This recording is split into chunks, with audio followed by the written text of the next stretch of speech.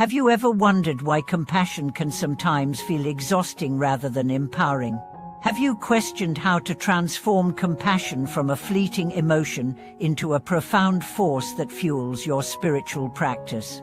Welcome back to our channel, dear friends. It's a deep honor to have you here today as we explore one of the most sacred and transformative dimensions of the spiritual journey, compassion. Not just as a feeling, but as a path, a power, and a way of being that leads directly to awakening. Today, we are diving into how compassion becomes the engine of the path, not a soft sentiment or temporary reaction, but an enduring force that cuts through ego, reveals the true nature of our interconnectedness, and inspires courageous action in the world. We'll also uncover how compassion, when practiced with wisdom, avoids burnout and becomes boundless. Let's begin with a story. A young nun named Oria had taken her vows with the purest of intentions. She wanted to help others, to serve the world, to embody the teachings of the Buddha, but over time, the suffering she witnessed began to weigh heavily on her heart. She felt helpless watching children starve, families grieve, and people remain trapped in cycles of poverty and violence. She began to doubt the point of her path. One day, in a moment of exhaustion, she sat in front of her teacher and asked, "How can I bear so much suffering and still continue?"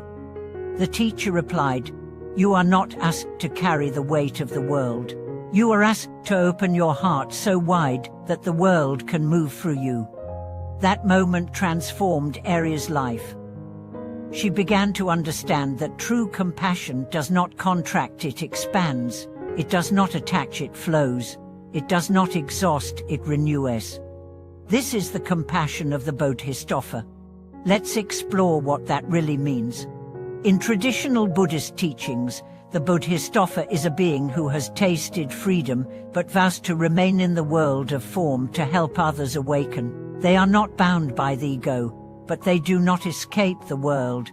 They engage it with fierce love, deep presence, and boundless patience. But how do we, as ordinary beings, cultivate that kind of compassion? First, we must understand the nature of suffering. Most of us react to suffering in two ways. Either we shut down to protect ourselves, or we become overwhelmed trying to fix everything. Both responses are rooted in ego.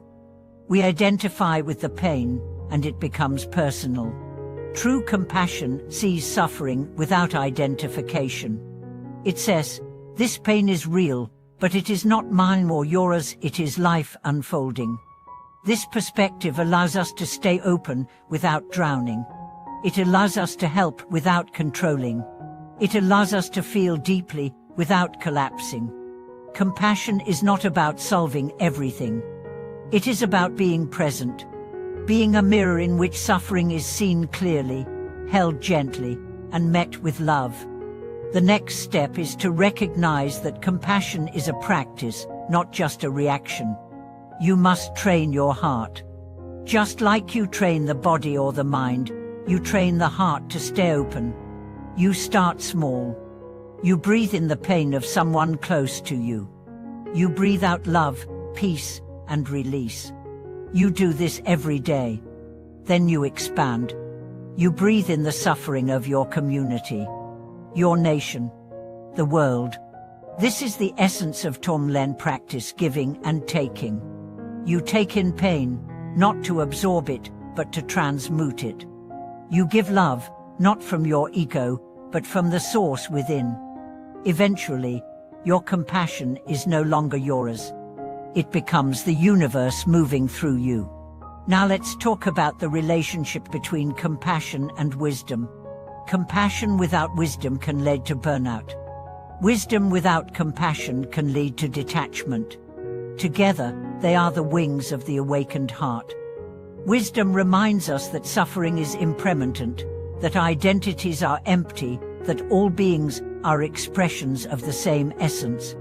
Compassion reminds us that every moment matters, every tear is sacred, every being deserves love. Together, they keep us grounded and uplifted.